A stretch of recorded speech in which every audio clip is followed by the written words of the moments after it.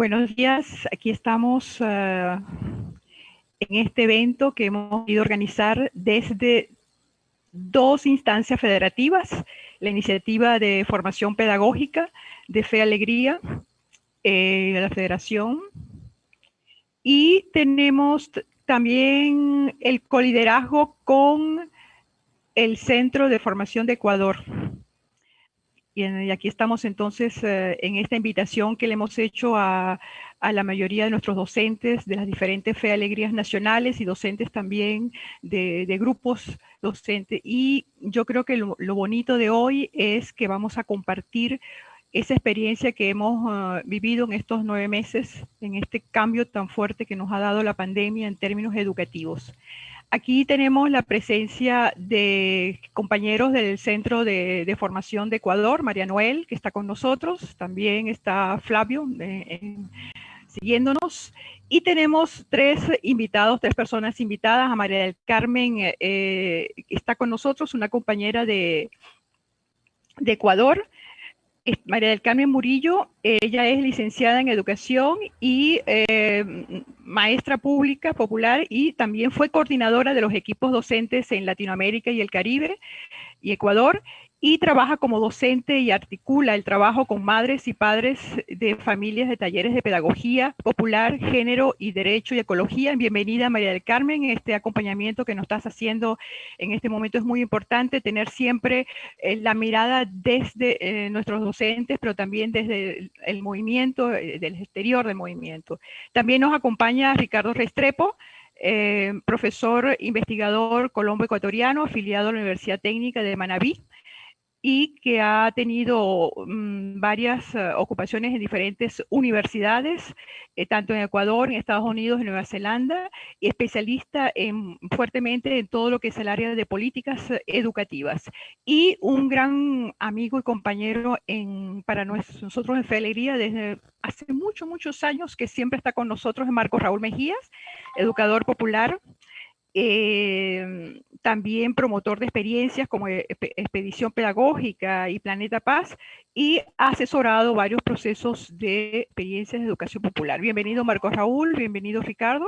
Aquí estamos compartiendo este evento que queremos que sea como una especie de balance de estos 9 meses que nos ha tocado cambiar a una educación a distancia, donde se ha centralizado fundamentalmente lo virtual, no necesariamente, por eso me gusta más hablar de educación a distancia que hablar solamente de educación virtual.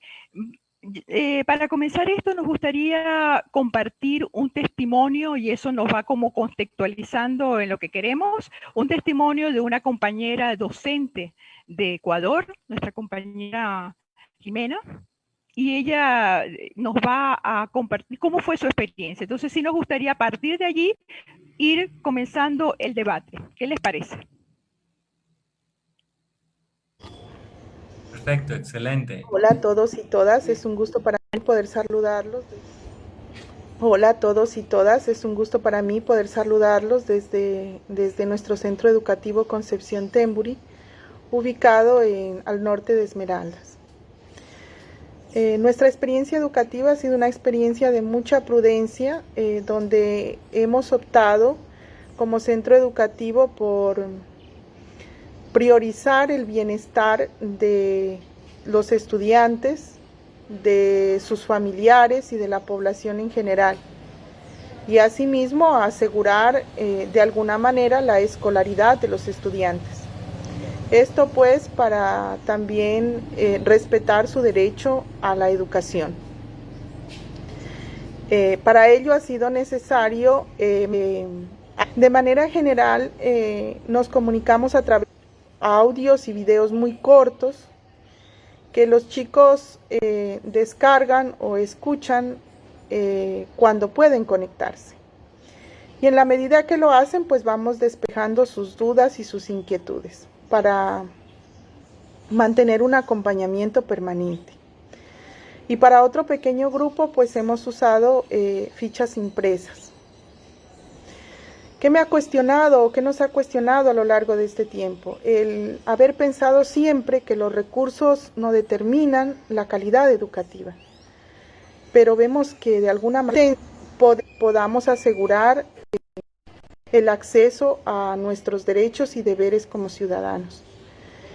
Eso es lo que les puedo contar y pues desearles a todos los que me están mirando o escuchando a través de este video un diciembre o una Navidad, un fin de año cargado de bendiciones, de mucha salud y sobre todo al lado de sus seres queridos. En esta conversa que vamos a tener con María del Carmen, con Marcos Raúl y con Ricardo. Sí creo que tendríamos que empezar, y es una pregunta necesaria, es ¿qué ha develado esta crisis? ¿Qué ha develado en el ámbito educativo? Yo creo que esa pregunta, ¿qué problemáticas ha develado? Porque no podemos restringir solamente el problema a esto que está pasando ahorita, a lo que estamos haciendo, como comenta Jimena, sino que se han develado muchas cosas, se ha abierto una gran cortina, y sí quiera compartir con ustedes, el que quiera comenzar, no sé, ¿qué les parece, Ricardo, si te parece? ¿Qué ha pasado en este momento? ¿Qué pasa desde el punto de vista educativo? ¿Cómo esto está afectando toda la gran temática de una educación pública gratuita? Bueno, buen día con todos y todas. Mil gracias, Beatriz y Noel. Un gusto estar también con Raúl y María del Carmen y todas las personas de Fe y Alegría que nos acompañan. Jimena nos da un testimonio de entrada justamente de la provincia de Esmeraldas, una provincia en el Ecuador principalmente afro, y que justamente concentra los mayores índices de exclusión a los derechos y particularmente de la educación. Y lo que vemos es que justamente aquellos sitios donde más se ha necesitado, más se ha visibilizado esa necesidad y se ha recrudecido la necesidad insatisfecha en varios ámbitos. Y el educativo es de particular interés. Allá, bueno, yo tengo varias conexiones con personas justamente que educan allá, con estudiantes también, y la experiencia es muy, no, hace mucha sintonía con el testimonio que acabamos de oír. La virtualidad en el contexto actual, el uso o el énfasis del uso de herramientas tecnológicas, particularmente de Internet, el uso de WhatsApp, etcétera, ha sido un recurso de última instancia necesario en un momento en que los chicos no pueden ir a la escuela frecuentemente, pero también sí afecta la calidad. Y los chicos no solamente que se ven afectados por el hecho de que estas herramientas tienen ciertas limitaciones en términos de conceptos bastante centrales de lo que nos interesa, la educación, para la colaboración, para la participación, para la transformación. En el ámbito virtual, cuando tienes que manejar todo tan a distancia, tan distantemente, pues se vuelve un nuevo desafío. Y eso lo estamos viendo en Esmeraldas y en todo el mundo, en un contexto en el cual no hay 1.200 millones de jóvenes que dejaron de ir a sus sitios físicos educativos. En América Latina, 160 millones de jóvenes dejaron de ir a las escuelas y universidades y lo están haciendo todo virtualmente. Y se les pone se les está pidiendo que manejen unas situaciones familiares, a veces de violencia, económicas, supremamente complejas. Hay hacinamiento, y encima de eso tienen que de repente volverse como, ¿no?, asumir un rol adicional que antes digamos, no era tan exigido por las circunstancias. Entonces es un contexto de profundo desafío, al mismo tiempo que en Esmeraldas, por ejemplo, justamente por el hecho de que es una población de las más tradicionalmente excluidas, muy rural, ¿no? y racista, digamos en términos nacionales, de exclusión especialmente de la población afro. Ni siquiera acceden frecuentemente a las tecnologías de información y comunicación que son necesarias para mantener esos vínculos con los docentes, o los acceden de forma muy precaria. Y eso hace que, de nuevo, es otro desafío, otro obstáculo para garantizar el acceso a la educación y el derecho a la educación.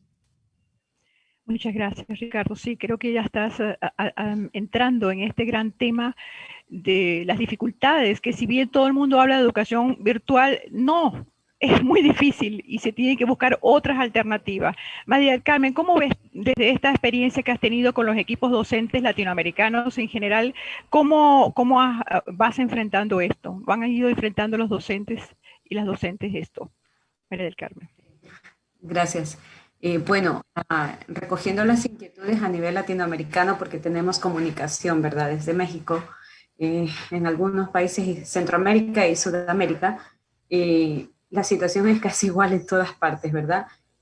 Ya teníamos una crisis educativa, o sea, ya eso ya lo teníamos, pero en esta época, en esta pandemia, como que salió a flote la gran brecha que existe digital, este sentido que nos habían puesto de una educación y de un currículo sin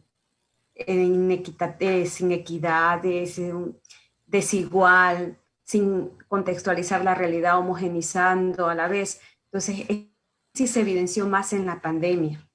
Yo digo que al final el Estado nos puso sobre nuestros,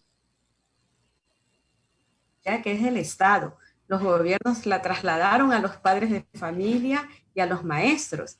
Y una situación terrible, como la compañera en el video dice, nosotros preocupadas porque se conecten, por hacer, y ella decía sobre el descargar videos, ¿verdad? Entonces, nosotros acá en Guayaquil, que también la situación es muy, muy difícil, muy dura, nosotros teníamos que los maestros descargar el video y mandarle descargar, no tenía para recargar la tarjeta del teléfono, y los maestros con reducción salarial, con un sueldo precario, y en una situación terrible, la brecha digital que existe atroz. Y en el caso de las maestras de inicial, que ahora estoy con esa experiencia y algunos años, la pantalla, esta relación virtual no es posible, porque los niños están en la edad de percepciones, de tocar, de oler, y todavía no pueden oler las flores por la pantalla. O sea, son cosas así de crueles para ellos, y en el hogar las madres, como dijo Ricardo, no estaban preparadas. Nos toca preparar a las madres con el tiempo corto, señorita, rápido, sin internet. Entonces, realmente se ha vuelto un caos, lo que ya era, pero ahora sí sale a flote. Los padres de familia y las madres dicen, yo creo que los voy a retirar, no puedo, tengo que trabajar y no puedo estarme conectando con usted, y aparte conectarnos con los niños poquito a poquito, y no se puede evidenciar, no se puede hacer el seguimiento. El proceso en sí educativo que nos hace, que las maestras hacemos el seguimiento, cómo va el desarrollo, es imposible. No se da. Y es a nivel latinoamericano, con las diferencias en que algunos países, como lo nombró Raúl hace un ratico, en México ya les están dando el internet gratuito, con 2 horas menos de jornada de trabajo. Somos Ecuador el único país al que a los docentes y a las docentes nos redujeron el sueldo, ¿verdad? Diciendo que eran 2 horas menos de trabajo, pero mentira, se sobrecargó las horas de trabajo para nosotras, y a diferentes horas, ya no en la noche, porque hay padres que no pueden conectarse en la noche, en la mañana, en la tarde. Entonces la situación es evidente y cada vez más crítica, es agudizante, es lo que puedo decir. Muchas gracias, Mari Carmen, por también ir acercándonos más a esa realidad que Jimena nos comentaba y Ricardo nos daba datos, ¿no? Sí me gustaría que en esta presencia que tenemos que aprovechar a Marco Raúl, tú has pasado todos estos meses reuniéndote y conversando y viendo todo desde diferentes países latinoamericanos en este momento de encuentro que tenemos con tantos países y ha sido como una exigencia que han hecho en general, cómo la educación popular puede enfrentar esta situación, cómo se podría entrar a un análisis crítico desde la educación popular a esta realidad que se ha impuesto. Gracias, Marcos, por acompañarnos. Pasamos entonces la palabra. Bueno, gracias a Fe y Alegría, gracias a María del Carmen y en el nombre de ella a todos los compañeros y las compañeras de equipos docentes de distintos países de América Latina con los cuales por ahí nos encontramos. A Ricardo, compañero de una búsqueda de un trabajo en la educación popular con Beatriz, y que nos sirvió para largas y muy fecundas discusiones que no pudimos llevar a buen puerto, pero la historia dirá un poco qué pasó.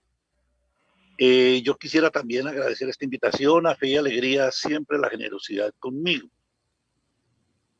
Yo quisiera como partir y recuperar algo de lo que se ha dicho. Creo que si uno disecciona lo que dice Jimena, ahí está el plus de lo que ha pasado en general en América Latina.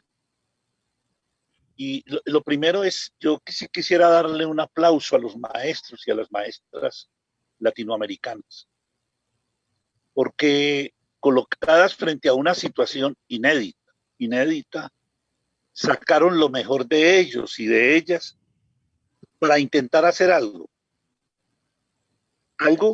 que en alguna medida lo que hizo fue develar algo que ya María del Carmen decía y yo vengo mencionando muy insistentemente, y es que la educación ya andaba en una profunda crisis antes de la pandemia.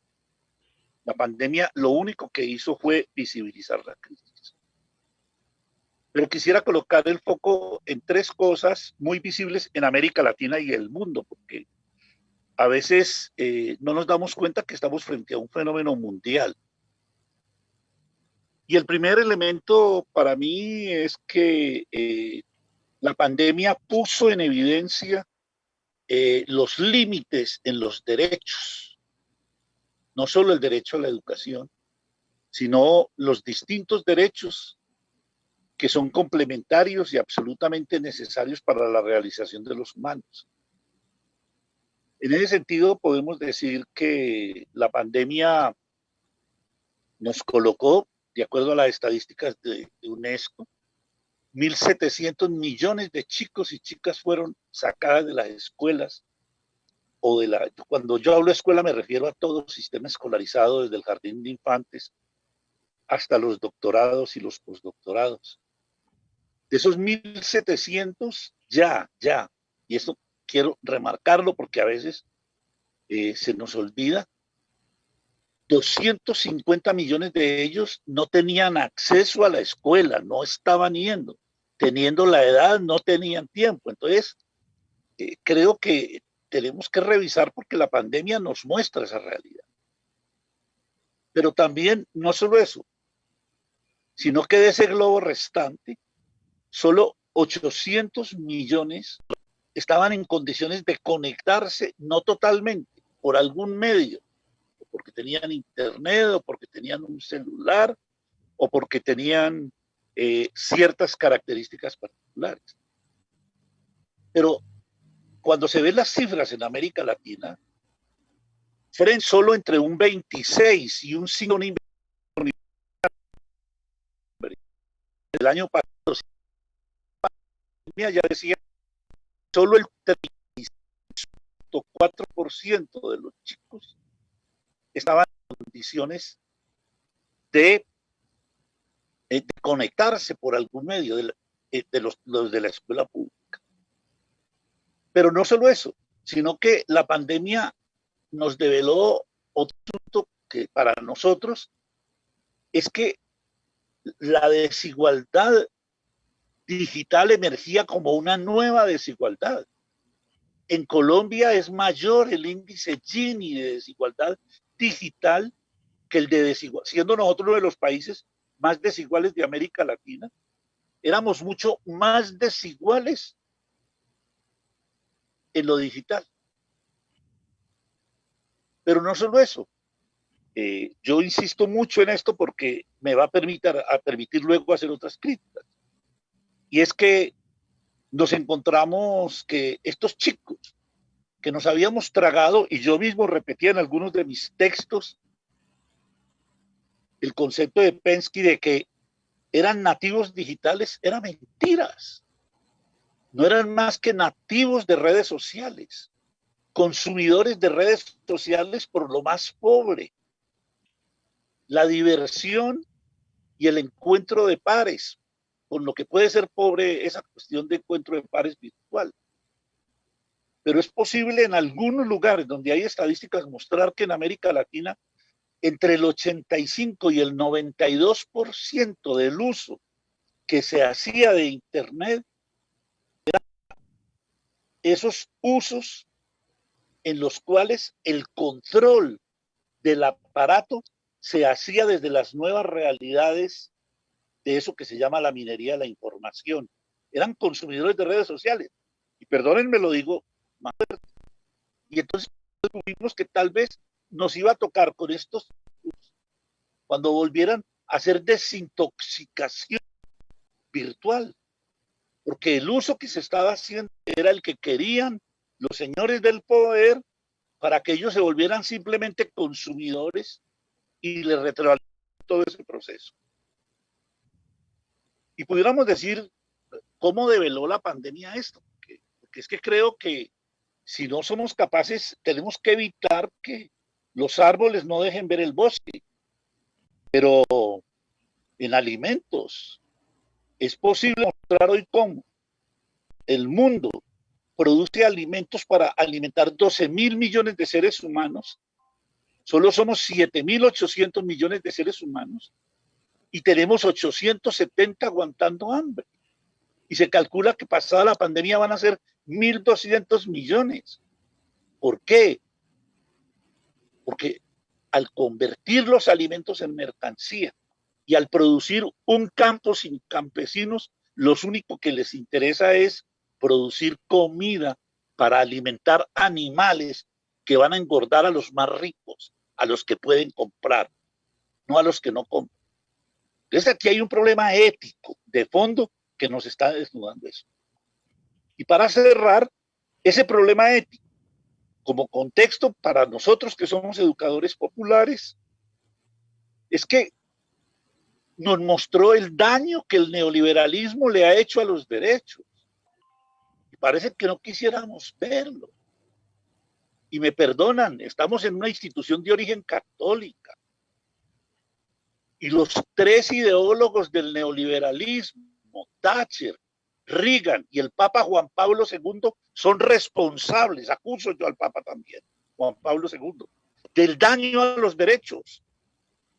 Porque ellos se metieron en un mundo en el cual, al terminar el mundo bipolar, la Unión Soviética y Estados Unidos metieron el neoliberalismo como la única manera de llevar el mundo.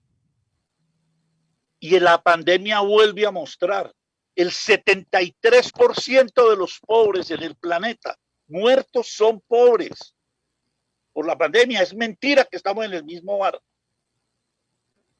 Esta tempestad hay gente, como decía Boaventura de Sousa, atravesándola en transatlánticos, en submarinos. Y hay gente tratando de sobrevivir en medio de la tempestad en un barco sin motor, en una lanchita. Y entonces, digámoslo claramente también, por eso ese neoliberalismo que cooptó los sistemas de salud del mundo, se encontró que el gran daño de la pandemia se hizo por la manera como la salud dejó de ser pública y se volvió privada. ¿Por qué los muertos en Estados Unidos? porque en Estados Unidos tienen 44 millones de pobres, tienen 29 millones de norteamericanos pobres que no tienen sistema de salud, y esas son la mayoría de los que se están muriendo, negros, hispanos. Entonces yo invito a que nos planteemos el problema ético que nos deja la pandemia, porque no podemos estar viendo consecuencias. Saludemos a los maestros, el camino que han abierto, cómo se abrieron a hacer innovaciones a todo esto, pero no podemos dejar de reconocer el contexto ético que interpela nuestras vidas y que interpela nuestra mirada cristiana. Por eso para mí es muy importante esto, partir de un análisis ético para poder ir a otro lugar. Gracias, Beatriz, y perdón que me alargué. Muchas gracias, Marcos Raúl. Fíjense que ya estamos entrando en debate profundo. Es que todo lo que nos ha develado la pandemia, una realidad que ya existía, como ya estaba presente, y lo que se ha ido es agudizando, pero también nos ha dado pistas de análisis mucho más profundas, como decía Ricardo. Ahora, la pregunta que yo quisiera lanzarles a ustedes es que, bueno, es una realidad que está aquí, eso es lo que tenemos. Es decir, si bien lo podemos aprovechar para poder profundizar en análisis críticos y mirar con mejor, tener una mirada más clara de toda la realidad, es cierto que nuestros docentes van a continuar con esto. Entonces, sí, la pregunta que nos hacemos, ¿cómo vamos a lograr una calidad educativa? ¿Cómo vamos a lograr aprendizajes significativos en este momento en que se le está exigiendo la virtualización a pesar de las resistencias?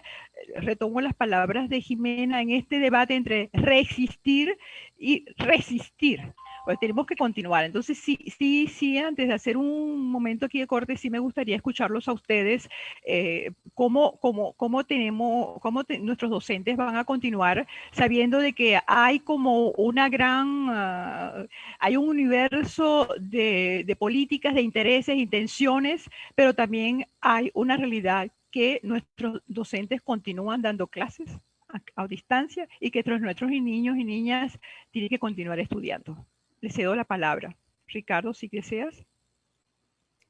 Sí, hay tantas cosas valiosas que han mencionado los compañeros Marco Raúl y María del Carmen. Y una de las cuestiones fundamentales que creo que está ahí dicha es la cuestión de que desde la educación popular, emancipatoria, no se puede solamente ayudar a los pobres, o sea, hacer una educación de calidad para los pobres, sino que hay que cuestionar la pobreza y la desigualdad. Entonces, es un trabajo de ambos, no es una cosa o la otra, pero sí debe haber ambos, y si no, simplemente estamos no cayendo en una de las trampas que desde la tradición de la educación popular, de Paulo Freire, etcétera, pues nos han marcado como no se trata de simplemente ubicar a los pobres en un sistema de dominación para ser dominadores, sino la idea es transformar el sistema y cuestionar ese sistema al mismo tiempo que reconocemos que hay desigualdad, pobreza e injusticia, y hay que transformar eso y apoyar a los actores que pueden transformar eso. Y creo que eso es fundamental. Y el contexto actual, entre otros problemas que ya hemos mencionado, pues sí tiene que ver con esto de la dominación corporativa y de los poderes fácticos sobre la población, y que la nueva minería de datos en las nuevas plataformas pues siempre se vuelve una nueva frontera de las grandes compañías y imperios, incluso militares, de comercio electrónico y de las grandes potencias mundiales para conocer más nuestras mentes, y con ese conocimiento penetrar nuestras mentes y manipularnos y controlar quiénes somos, qué hacemos, cómo pensamos, vendernos cosas, incluyendo candidatos. Ese fue el gran escándalo de Cambridge Analytica, ¿no? De que ya tiene usos políticos que afectan profundamente la democracia. Y ahora empieza esta minería de datos sobre las nuevas generaciones que se insertan a las plataformas virtuales como lo que ahora se ve como la única alternativa que queda, ¿no? Y en ese sentido, pues hay que pensar, hay que identificar esa situación y generar alternativas sobre cómo defendernos y cómo generar nuevas oportunidades y nuevas herramientas que no sujeten a los ciudadanos y las ciudadanas a esta nueva forma de explotación y dominación ideológica y práctica. Así que teniendo esto muy claro, sí es importante también reconocer otra cosa que acaban de mencionar los otros participantes, que es que la educación ya estaba en crisis. No es no es solo por la cuestión virtual que había una crisis. Ya había una crisis antes que tiene muchos aspectos, incluido cuestiones de acceso, de suficiencia de profesores, en términos cuantitativos, pero también ha habido el problema que siempre ha cuestionado la educación popular, emancipatoria, que es que la educación es altamente memorista, es altamente disciplinaria y autoritaria, poco pertinente, con poco desarrollo del pensamiento crítico, con poco desarrollo de habilidades prácticas contextualizadas. Entonces se cuestiona totalmente la educación, incluso pre-pandemia e incluso tanto énfasis en este nuevo giro digital. Y en ese contexto, pues el aplauso obviamente que lo comparto de Raúl a los docentes, que realmente yo también lo he visto donde he podido estar, en las interacciones que he podido tener, que realmente los docentes han sido tan fundamentales y han hecho un trabajo realmente heroico a pesar de que en Ecuador, por ejemplo, les han reducido los sueldos en nuevas situaciones de precariedad en sus propios hogares. Han estado ahí para los estudiantes, para las nuevas generaciones, y han brindado un apoyo realmente de mucho apreciar, mucho valorar, y han mantenido dentro de sus posibilidades una actuación y un protagonismo realmente heroico. Así que eso está ahí. Y dentro en ese marco, también la cuestión de, si bien ya cuestionábamos la educación presencial por sus falencias en términos de calidad, de pertinencia, de qué tan práctico, de la criticidad, de su enfoque emancipatorio, del enfoque de participación. Eso no lo culpemos ahora a la pandemia, que es el mismo giro que han hecho todos los gobiernos neoliberales, que es todo lo que ya venían haciendo de recortes a los derechos, y por supuesto el derecho a la educación ha sido una de las víctimas. No culpemos a eso cuando ya venía sucediendo, ¿no? Y entonces hay que diagnosticar que ya no se debe solo a las limitaciones de este enfoque digital, sino que también es qué hacemos los docentes con los estudiantes, de tal manera que sí propaguemos y dinamicemos dinámicas que brinden las oportunidades de crecimiento, de investigación, de colaboración, de pensamiento crítico, de nuevas formas de pensar, de sentir, de actuar y de ser, que propaguen una nueva ciudadanía intercultural y emancipada. Y por supuesto cuestionando los sistemas de dominación de clase. Entonces, todo eso debe estar, y no podemos decir que existía previo a este énfasis en lo digital.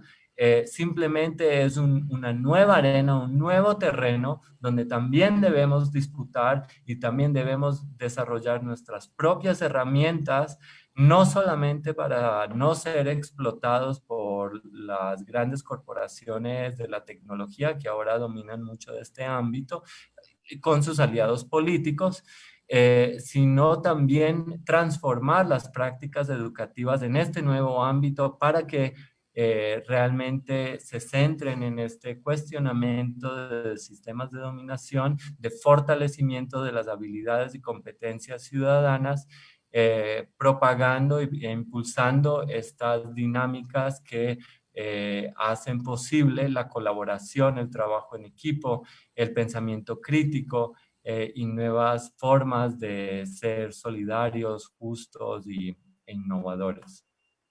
Muchas gracias, Ricardo. Sí, creo que nos estamos ya entrando también cómo esto se puede convertir en una oportunidad de transformación, en una oportunidad de ir adelante sabiendo la realidad ya educativa que existía. María del Carmen, ¿qué nos puedes decir esto en esta experiencia con los equipos que has tenido? Te puedo decir a nivel, lo que hemos conversado, lo que conversamos con compañeras a nivel latinoamericano y lo que ocurre aquí en los equipos docentes también de aquí de Ecuador que compartimos. Yo creo que no negamos que la tecnología es un recurso, no lo negamos. Pero también siempre nos preguntamos si toda la educación tuviera una alta tecnología con conexión, ¿se terminaría la crisis educativa? La crisis no está en la tecnología. Entonces nos replanteamos esto. ¿Qué cosas nosotros hemos visto en nuestras reflexiones también? ¿Qué cosas hemos logrado ver a través de esta tecnología como recurso? El conectarnos con padres y madres de familia ha permitido que yo vea esa realidad en su hogar. Se ve un entorno empobrecido, casas de caña, porque están con el celular, situaciones de pobreza muy fuertes y también situaciones de pobreza de nosotras y nosotros los maestros. Y entonces, de alguna forma, cuando empezamos el diálogo con padres y madres, que es primero con un diálogo, compartimos ese dolor a través de la pantalla, ese dolor de crisis económica, ese dolor de la pérdida de familiares, ese dolor de no poder solucionar los problemas que se están presentando día a día. Entonces, en ese revelar esa realidad en la pantalla, también nos permite no solo buscar las causas, sino que estamos unidos en esa consecuencia que estamos recibiendo. Y ha permitido unirnos en ese dolor y buscar alternativas. Como dije, la educación ya estaba en crisis. El currículum no respondía ya a la educación. Entonces sabía que estaban planeándose nuevos currículos, pero no desde los maestros, ni la opinión de los maestros y las maestras. Entonces, ¿qué hicieron con este currículum que no respondía? Lo priorizaron, lo condensaron, pero era el mismo currículum. Entonces, cuando vamos en contacto con padres y madres, ¿qué pasa? Que nos dábamos cuenta que lo que pedía el ministerio no respondía a esa realidad y teníamos que hablar con él de qué otra forma podemos hacer.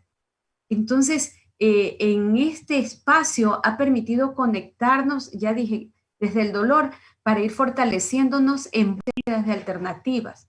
Todavía no bien organizadas, pero sí nos ha ayudado en base, sacando por ahí, buscando, porque los maestros nos estamos cuestionando.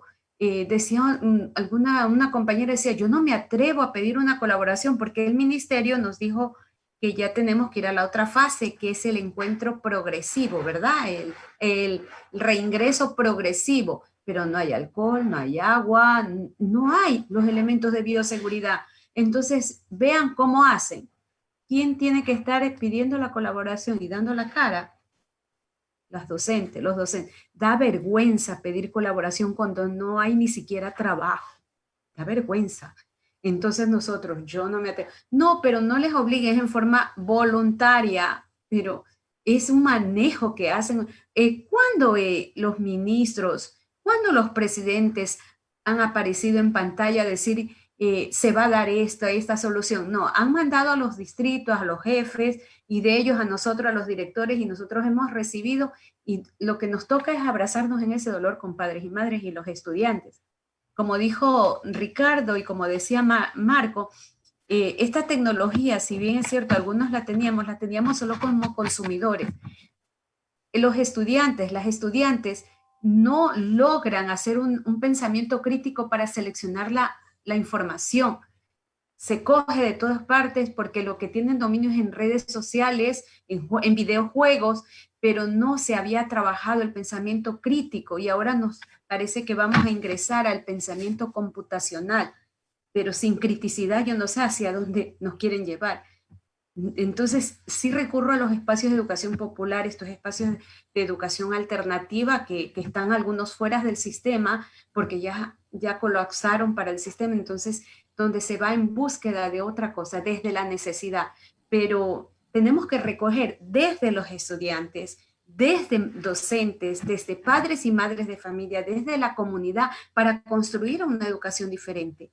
Pero yo creo que es importante que en ese encuentro progresivo también haya el contacto progresivo con nuestra gente, con nuestros estudiantes.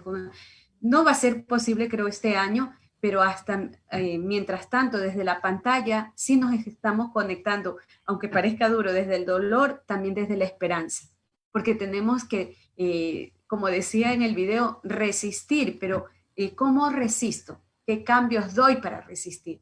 Entonces, esto es lo que estamos tejiendo. Se está tejiendo esa unidad virtual, pero que las madres nos decían, pero sí queremos vernos aunque sea un ratito para abrazarnos. Es un nuevo año y la esperanza no muere.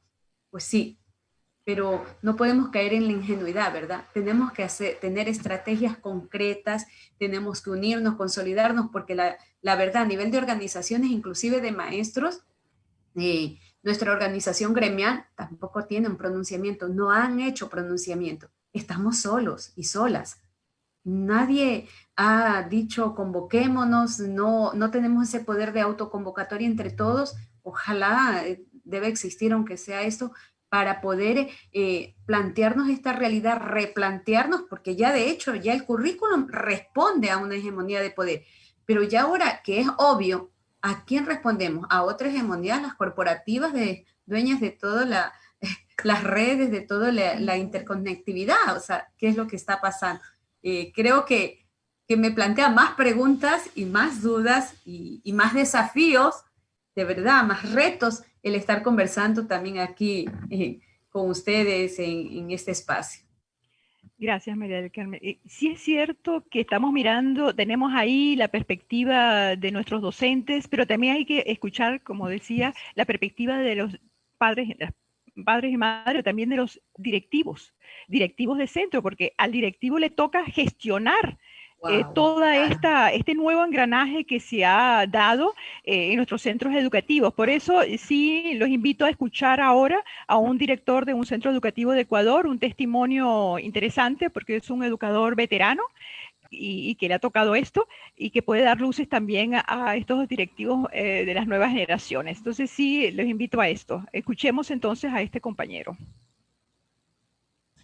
El rol que han asumido las familias en el ámbito educativo durante la pandemia es fundamental, ya que en teoría deben hacer el acompañamiento y seguimiento a los chicos y chicas en sus estudios. Pero esto tiene varias aristas de acuerdo al contexto familiar. Una de estas es las limitaciones de conectividad. El hecho de que ciertas familias pueden tener solamente un celular o una computadora que será compartida entre 1, 2 o 3 hijos. También el hecho de que los padres salen a trabajar y los estudiantes quedan solos, los padres regresan en la noche y quién les acompaña, ¿no? También hay situaciones en que los padres de familia no han terminado la primaria o no han terminado la secundaria y no pueden hacer un adecuado acompañamiento y seguimiento. Entonces, estas son cosas que hay que tomar en consideración. Los cambios que se han producido en la relación escuela-familia durante la pandemia son muy importantes, ya que antes la presencialidad era básica, los profesores tenían un día a la semana o un día cada 15 días para atender presencialmente a los padres de familia en el colegio por las tardes terminado el periodo de clases. Esto permitía que seamos más cercanos, que podamos estrecharnos la mano, que podamos dialogar, que podamos solucionar problemas. Ahora se dificulta un tanto, ya que todo esto hay que hacerlo de manera virtual, principalmente a través de la plataforma Zoom, a través de WhatsApp, correos, es decir, soluciones lo mismo estar en presencialidad y a veces ellos interpretan de una u otra manera indicaciones que los profesores dan, pero todo esto se soluciona también con el diálogo, con la comunicación a través de los medios virtuales con los padres de familia. Eso sería en cuanto a las preguntas que se han realizado. Agradecemos entonces a este compañero desde el centro educativo en Ecuador, de este centro, que como decíamos, vamos abriéndonos también a las realidades de los directivos de centros educativos. Y como decíamos al principio, ya han pasado unos cuantos meses y ya es hora también y esto va a continuar, bueno, por lo menos en Venezuela, continúa el año que viene. Y como decía María del Carmen, hay muchos docentes que se resisten a la vuelta a la presencialidad frente a la inseguridad que hay. Entonces, ahí vamos, ¿qué experiencias, Marcos Raúl, tú que te has recorrido virtualmente a la distancia tantos países, qué experiencias significativas desde el ámbito de la educación popular, desde estos educadores populares, experiencias tanto en centros educativos como fuera de centros educativos, has visto que pueden dar luces? Porque por ahí van a ir las preguntas, ya nos están llegando las preguntas, María Noel nos está enviando, y hay como una necesidad de saber de qué manera podemos incidir desde el ámbito educativo, docente, escolar, en estas nuevas realidades.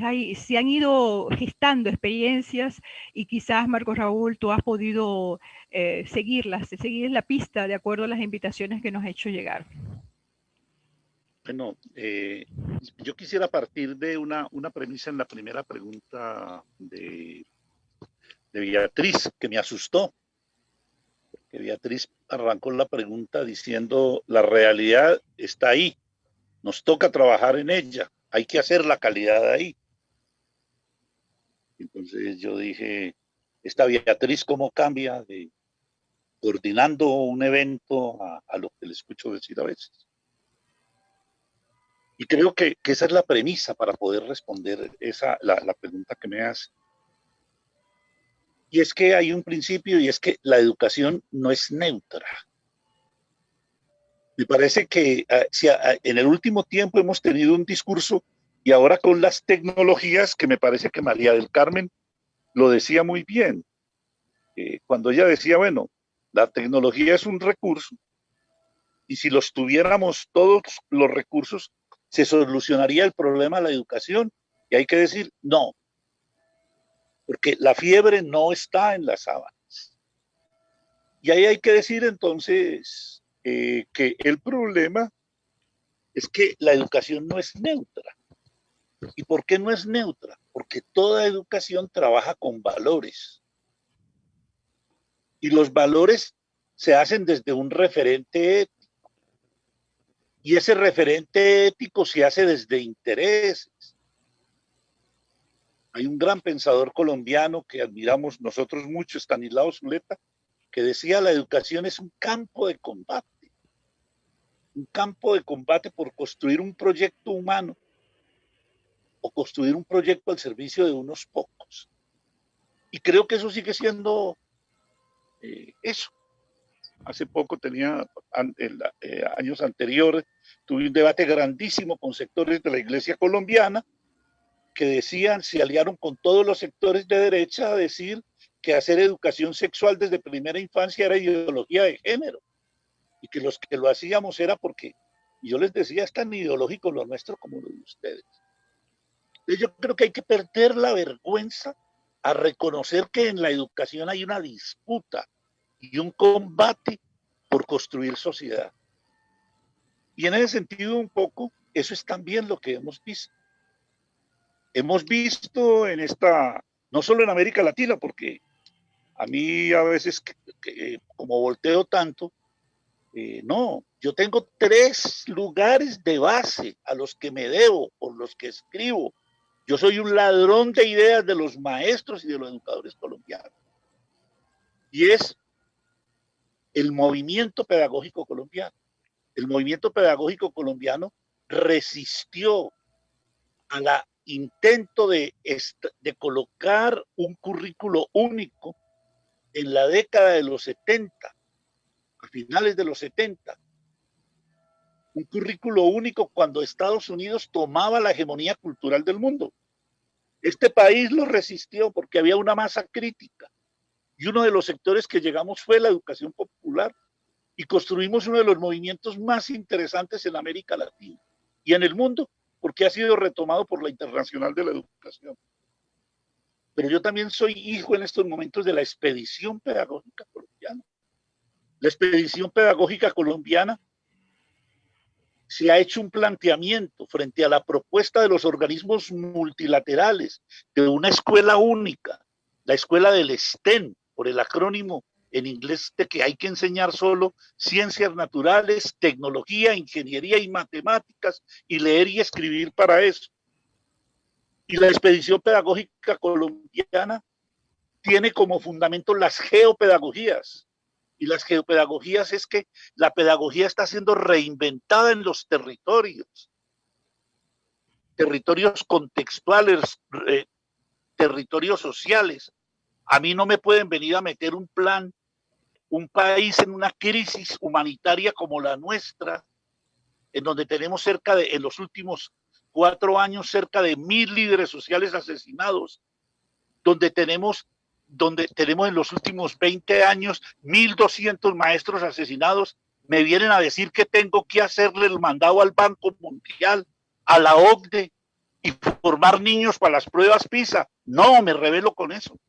Y la expedición pedagógica ha mostrado en este país que los maestros y las maestras desde los territorios están reinventando la educación, reinventando la pedagogía en el territorio.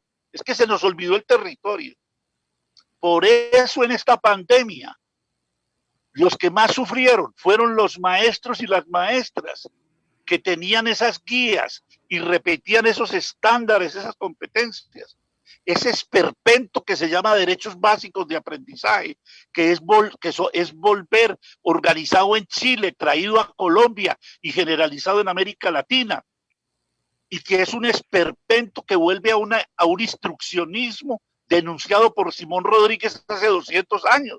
Nos debe dar pena a los educadores populares si en nuestros centros todavía seguimos los lineamientos. Y entonces, ¿qué aparece? Aparece que cuando el maestro y la maestra tiene proyecto, la pedagogía, la educación se hace distinta. Esta escuela no va a salir de ninguna mente luminosa. Va a salir, yo he visto en mi país gente en un proceso de expedición que tenemos en el eje cafetero. He visto a los maestros y a las maestras construyendo la pedagogía para este tiempo. Les cuento solo una anécdota bellísima. Vi a un maestro de Risaralda enseñar desde la tecnología la integración curricular a partir de volverse en chef y cocineros todos los chicos. Eso hay que verlo. Pero está en los territorios, no es porque se leyeron los grandes discursos. Entonces, hay unos maestros reinventando la pedagogía. Pero la está reinventando solo el maestro y la maestra que tenía proyecto. El que no tiene proyecto se dedicó a repetir los manuales del banco o de los estándares y competencias que es eso que pide la OCDE y que nuestros ministerios de educación acogen. Y entonces repitieron eso. Entonces yo digo, hoy claramente, hay que tener conciencia de que la educación está en disputa. Pero lo primero que tiene que ver todo maestro, y yo reto a Fe y Alegría, lo reto, a que no acepte maestros sin proyecto educativo y pedagógico. Porque es que no es la hora. Yo cito mucho a Confucio, un aforismo. Dice Confucio, la crisis es un instante entre dos claridades. Y estamos en el instante. La claridad anterior ya no es, pero la necesitamos para poder desarrollar. Y la claridad nueva no llega. Los únicos que la tienen claro son los funcionarios internacionales y estos señores de la tecnología que andan vendiéndonos una ferretería como si fuera pedagogía. Y entonces todo maestro tiene que responderse las 6 preguntas de la pertinencia. 1, educación y escuela y ser maestro y maestra en esta sociedad. ¿Por qué? ¿Por qué? Porque nos vienen diciendo todo el movimiento de la singularidad de la tecnología. Búsquenlo, vaya Silicón. Viene diciendo que la escuela va a ser reemplazada por los aparatos y por las grandes plataformas y que el maestro va a ser reemplazado. En Colombia hay un proyecto de ley en el Parlamento que se llama Escuela en Casa y con todo el discurso modernizador plantea que ya la escuela se puede hacer solamente con un maestro que ha terminado bachillerato, siempre y cuando tenga una ligación a un sistema claro que lo dirija. Imagínense, es volver está en el Parlamento colombiano, lo estamos discutiendo en este país. Y va a regarse por toda América Latina, porque es que ese es el proyecto que se estaba impulsando en Estados Unidos.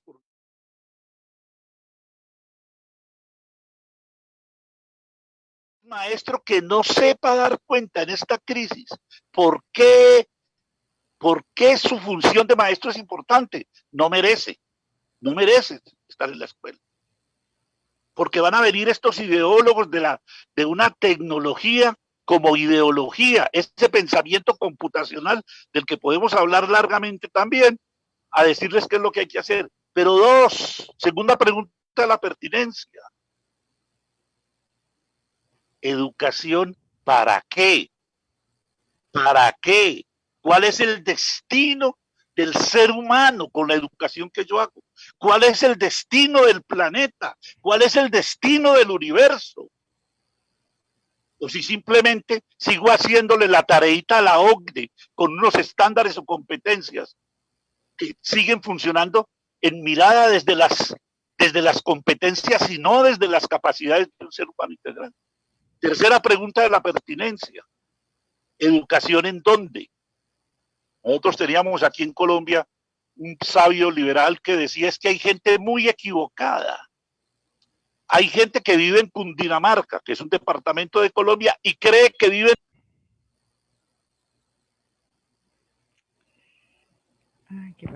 un montón de gente pensando que van a organizar su sistema copiando a Finlandia, copiando a Corea. Aquí hay que construir sistemas propios. Pero ¿educación a quién? Somos un país de megadiversidad humana, megadiversidad natural, megadiversidad social, megadiversidad, etcétera, etcétera. Y nos siguen formando como si fuéramos para un único proyecto único. Cuarta pregunta. Quinta, ¿qué educación? ¿Qué educación? Y ahí sí, cuando yo tengo las 4 anteriores, digo que, y ahí nos hemos equivocado. Porque también Fe y Alegría a veces, haciendo proyectos de innovación, les lleva la fórmula a la gente y la gente no las construye. Y no las construye porque no tiene claro las otras 4 cosas. Entonces contrato maestros como las contrata el ministerio y les obliga a que hagan. Es necesario gente muy consciente con proyectos. Y sexta pregunta, ¿cómo? Porque es que la pedagogía es la manera como yo, educador, llevo a mi espacio donde trabajo, el aula, la sociedad, la cultura, el grupo, el barrio, la cooperativa. Llevo mi concepción de vida. Por eso, maestros que no tengan resueltas esas 4 preguntas, lo único que les queda es seguir copiando. Y los hemos visto. Por eso, en este país, hoy, los maestros colombianos vienen forzando la construcción del movimiento pedagógico para la 4ª revolución industrial. Yo me veo metido ahora ahí, porque me están metiendo los maestros, no porque yo piense, porque he dicho. Ellos me han enseñado que ese es el camino. Y además nos vienen mostrando que es necesario volver a construir las propuestas educativas para construir una educación que nos haga ciudadanos del mundo. Porque es que no estemos negando la tecnología, ni estemos negando el pensamiento eurocéntrico. Nos estamos diferenciando de él. Nos tiene que hacer ciudadanos y ciudadanas del mundo, pero hijos e hijos de la aldea. No podemos seguir como apátridas simplemente detrás de un eurocentrismo y de una homogenización educativa que nos proponen las grandes transnacionales. Por eso no hay educación neutra. Gracias, Marco Raúl, por esta síntesis que has hecho de los caminos que se vienen adelantando desde los movimientos de docentes. Y lo que más me ha llamado la atención es la palabra de la territorialización, que me cuesta mucho decirla, pero hay una especie, y lo he notado también, las experiencias diversas que han surgido desde los territorios, según las experiencias de los territorios, construcción, increíble diversidad de formas de poder continuar educando, pero desde contextos bien precisos y, como bien decías tú, desde la aldea. Las aldeas se han ido siendo protagonistas. Antes de darle el pase a nuestros compañeros Ricardo y María del Carmen, sí, no me gustaría, María Noel, que nos pongas al día de algunas preguntas y así podemos enriquecer este debate con la presencia también de las voces de nuestros educadores y educadoras que nos están escuchando por diferentes vías. Muchas gracias, y muchas gracias, Beatriz. Bueno, efectivamente hemos tenido algunos comentarios, también algunas inquietudes por parte del público. Yo quisiera leer también, porque además de preguntas nos han compartido reflexiones, ¿no? Entonces quisiera también como compartir eso que nos han venido colocando, ¿no es cierto?, a través del Facebook. Entonces, por ejemplo, uno de los comentarios del público nos dice, esto a propósito de una intervención de Ricardo, nos dice muy oportuna la precisión de Ricardo, con ocasión de la pandemia, no es suficiente solo hacer educación popular en favor de los sectores excluidos en el contexto de la pandemia, sino también cuestionar la exclusión. ¿Y quiénes se benefician económica y políticamente de esta exclusión? En orden a identificar caminos para la transformación social que sean recuperados en los procesos de enseñanza-aprendizaje, ¿no? Entonces, bueno, aquí un poco en línea con lo que venían comentando, también reflexiona una persona, alguno de nuestros oyentes. Otra reflexión también nos dice, la tecnología es un recurso, pero no hace una educación de calidad. La calidad educativa se logra con un currículo que responda a los contextos, que genere habilidades y capacidades para que la educación reflexione, critique, trabaje en equipo, tome decisiones acertadas ante las diversas problemáticas que se viven. Bueno, estas es como algunas de las reflexiones que creo que van un poco en línea también de lo que se ha venido comentando.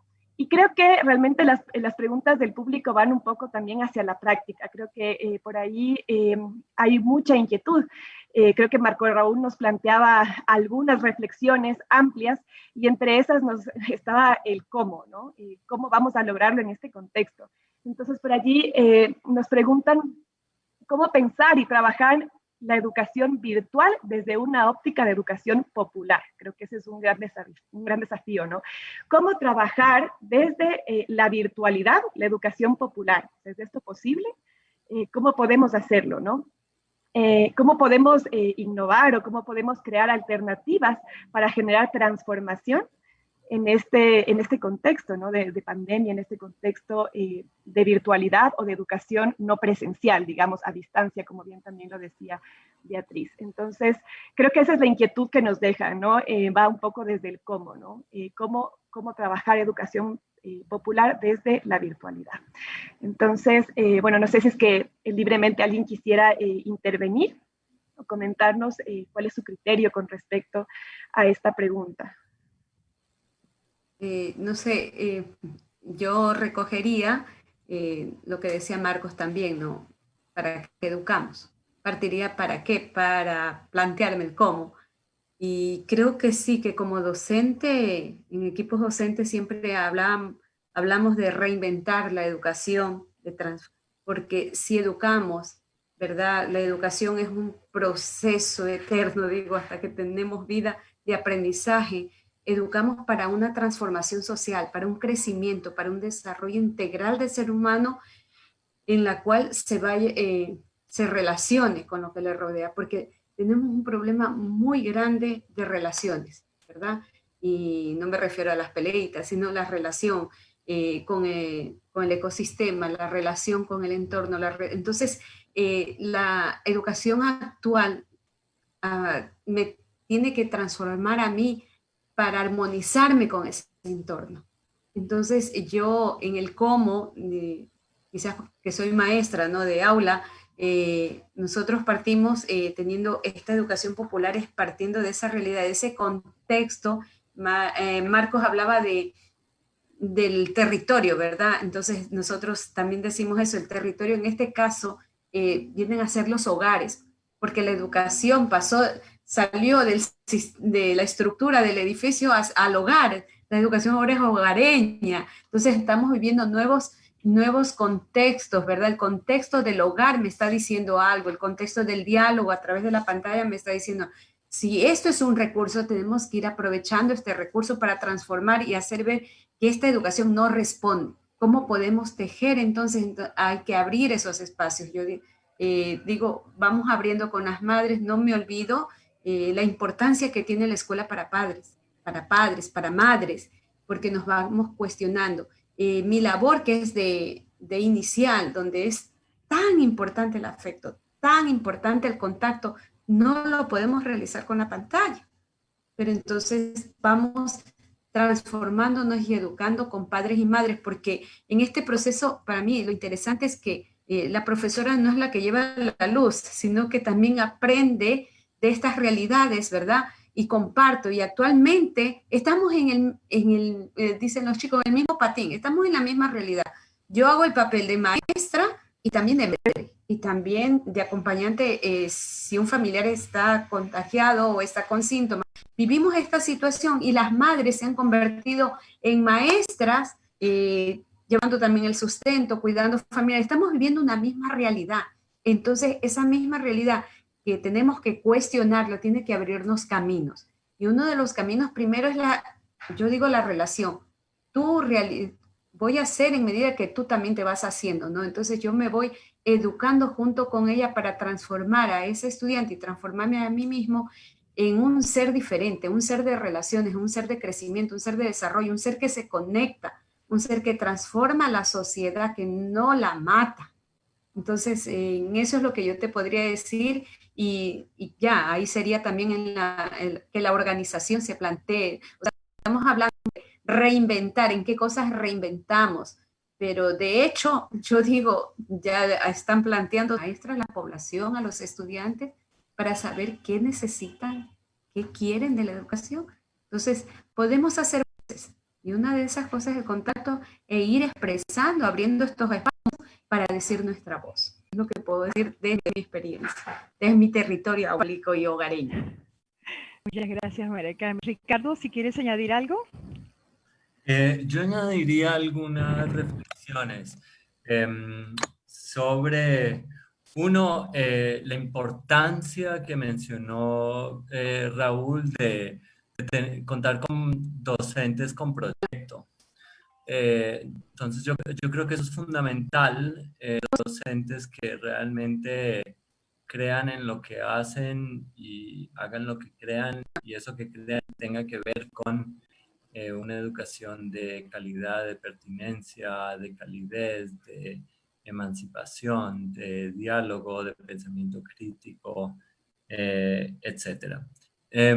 Y al mismo tiempo reconocer que esto se da con adecuadas oportunidades de varios ámbitos para los docentes, que tienen que ver tanto con condiciones que no sobre burocraticen la educación, al mismo tiempo que sí haya mecanismos de de saber qué se está haciendo en educación de que ¿no? los docentes sí estén, por ejemplo, ¿no? Cuando tienes el docente con proyecto, pues obviamente ya eso es un efecto colateral, pero no todos los docentes tienen el proyecto. Otra arista que se relaciona es para que hayan docentes con proyecto, no es la condición sine qua non, pero sí es un indicador. Entonces, por ejemplo, en Ecuador tenemos que aproximadamente el 20% de los docentes son bachilleres. Entonces, no se les da, no han tenido la oportunidad de formar su pensamiento educativo de tal manera que tengan ese proyecto educativo y de profesores y profesoras bien formado. Entonces, políticas a favor de la formación de maestros. Y en ese contexto también diría que dentro de esto que podríamos decir es un proyecto de los docentes a favor de la garantía del derecho a la educación.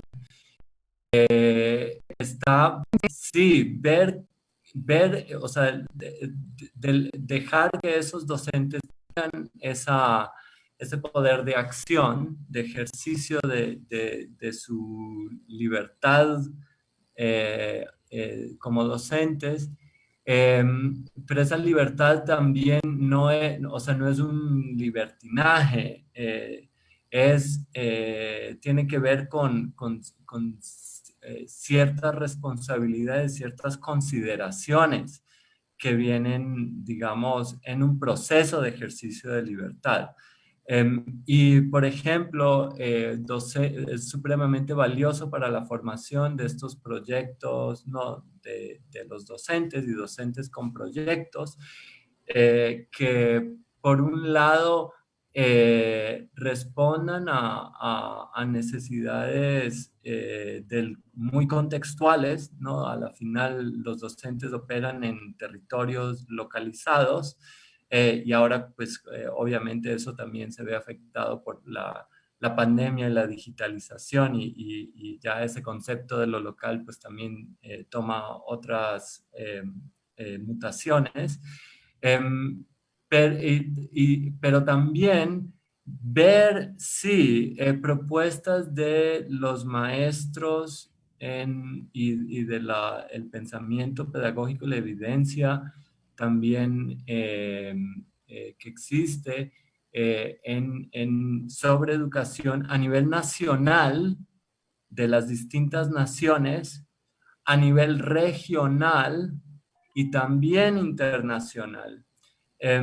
O sea, el docente libre con un proyecto se fortalece a medida que sabe de muchas opciones, tanto de concepto para el por qué y para qué de la educación, así como el cómo de la educación, y cómo llevar distintas técnicas que pensando y se relacionen con los distintos objetivos y caracteres intrínsecos de la educación, logren identificar cómo invitar a los estudiantes a formar ciudadanía, a formar los diferentes aspectos que valen la pena desarrollar.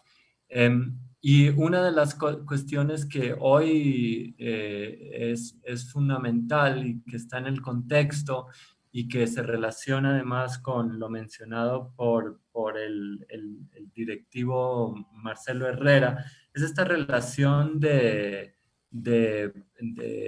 escuela y padres de familia, ¿no? Y una de las competencias que han sido supremamente relegadas y olvidadas en la educación tiene que ver con el cuidado y con que nos olvidamos que el cuidado con los padres, el cuidado con los hermanos, el saber tener una casa organizada, el saber cocinar. Si se vuelven chefs, aún mejor, pero ¿cuántas personas son formadas y salen de nuestro sistema y no se sabe cocinar un plato, y mucho menos saludable? Y en vez, algunos de nuestros sistemas se enfocan en que tienen que aprender cálculo, cosa que nunca más van a aplicar en su vida. No quiere decir que no exista la oportunidad para aprender cálculo, quizás en algunos contextos sea pertinente, pero hay poca adecuada priorización de las capacidades que realmente aportan a la vida plena, y una de las cuestiones que hoy enfatiza este contexto tiene que ver con las actividades de cuidado, de salud, de diálogo, que tienen que ver también con investigación. Por ejemplo, cuando se enseña historia y aprendizaje para la ciudadanía, ¿por qué no los chicos y chicas aprenden a hacer entrevistas de sus propios padres, aprenden sobre su familia, sobre su contexto, cómo se relaciona con la historia regional, nacional, etcétera? Que hacer incluso grupos focales con su propia familia, revaloriza eso, se vincula con el aprendizaje de la historia. Ese es solo un ejemplo de una forma, una técnica que no debe ser impuesta a los docentes, porque los docentes con proyectos sabrán escoger mejor para cada contexto, pero sí deben ser técnicas y estrategias de aprendizaje y de revalorización que los docentes deben conocer, y dentro de ese contexto de opciones, los docentes puedan escoger, y esa es la libertad. Entonces, creo que esas son algunas consideraciones de ideas que para el fortalecimiento justamente de la educación y el sistema de educación a favor de los derechos, y particularmente la educación popular. Muchas gracias, Ricardo. Ya te estás aterrizando en algo más, más concreto. Fíjense que algo interesante en los tres, que sin ponerse de acuerdo han enfatizado las nociones de espacio, territorio. Hablan de territorio, hablan de espacio de encuentro, hablan de ciudadanía, hablan de un terreno en disputa continuamente. Fíjense que de alguna manera nos estamos como acercando a ese gran problema en que se ha convertido la educación como una educación que se ha hecho protagonista mundialmente, y que todos estamos dándole vueltas a eso. María Noel, ¿te parece de ponerle algunas preguntas? Y ya nos estamos acercando al final, pero aprovechemos estas preguntas para ir como haciendo algunas reflexiones finales de este evento que hemos convocado desde la iniciativa de formación pedagógica de la Federación Internacional a todas las Fe Alegrías Nacionales, en coliderazgo con el Centro de Formación e Investigación de Ecuador, de Fe Alegría Ecuador, una iniciativa que la teníamos pendiente desde hacía varios meses con la compañera Beatriz García, que lamentablemente no nos está acompañando por cuestiones de salud, pero sé que nos está escuchando y ha ido participando con algunas preguntas. Y ahora escuchemos nuevamente, María Noel, algunas interrogantes, y vayamos haciendo como un cierre cada uno de estas ideas tan diversas que ustedes han planteado. María del Carmen, desde esa realidad como educadora inicial, Marcos Raúl, con esos contactos que has tenido, Ricardo, con esa mirada también global de una ciudad, desde una construcción de ciudadanía que deberíamos hacerla desde el ámbito educativo. Te paso, María Noel.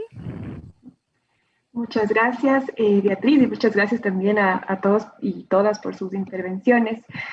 Bueno, hay algunas preguntas, creo que son de diversa índole. Yo voy a plantearlas como un abanico un poco amplio, y como para que podamos ir cerrando quizás con reflexiones, con pensamientos a propósito de algunas de las ideas que nos están planteando.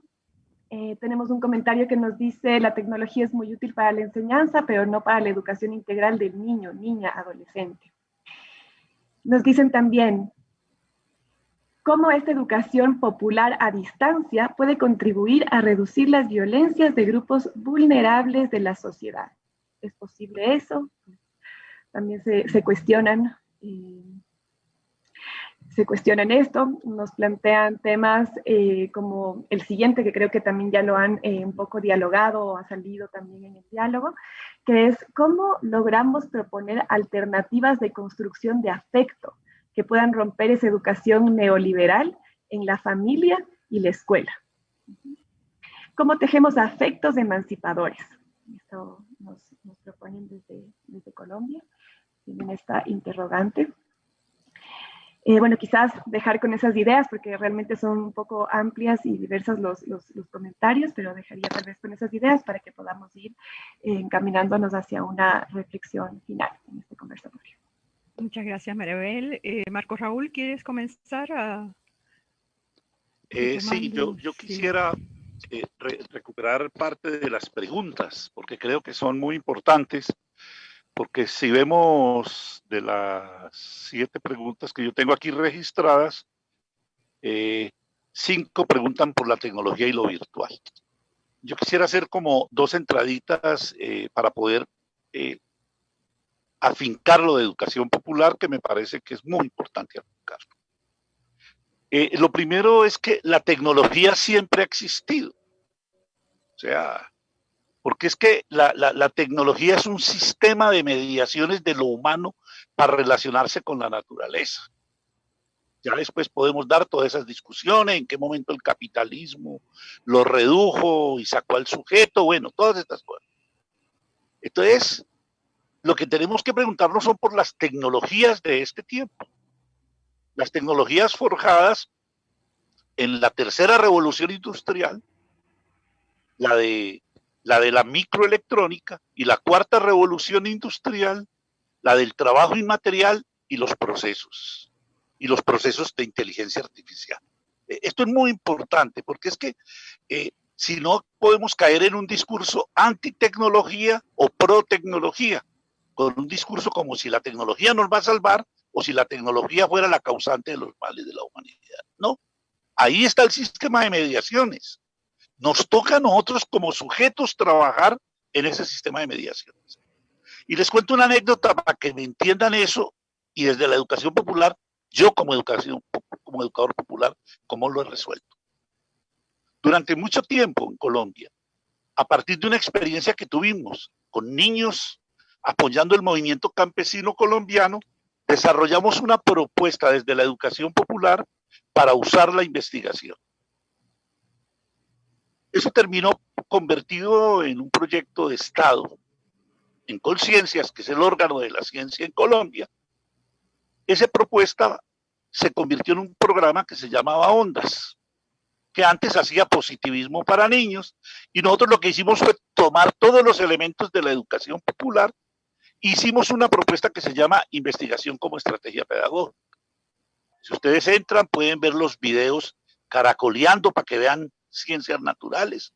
Pueden entrar para que vean cómo se trabaja el rincón de los tiestos, para que vean cómo se produce integración curricular en chicos de 4º, 5º grado. Pueden entrar a ver un video que se llama Revolution Loyola para que vea cómo se trabaja con tecnología. Es decir, hay antecedentes y bueno, yo no hice eso, lo hice con un equipo liderado por una mujer, María Elena Manjarrés, acompañado por el gran físico colombiano Jairo Giraldo, físico cuántico, que nos ayudó a diseñar una propuesta metodológica. Ese programa terminó siendo muy exitoso. Un día llega el Ministerio de las Comunicaciones y nos dice, oiga, ustedes tienen 1 millón de niños, nosotros le tenemos la alternativa para que llegue a todas las escuelas colombianas.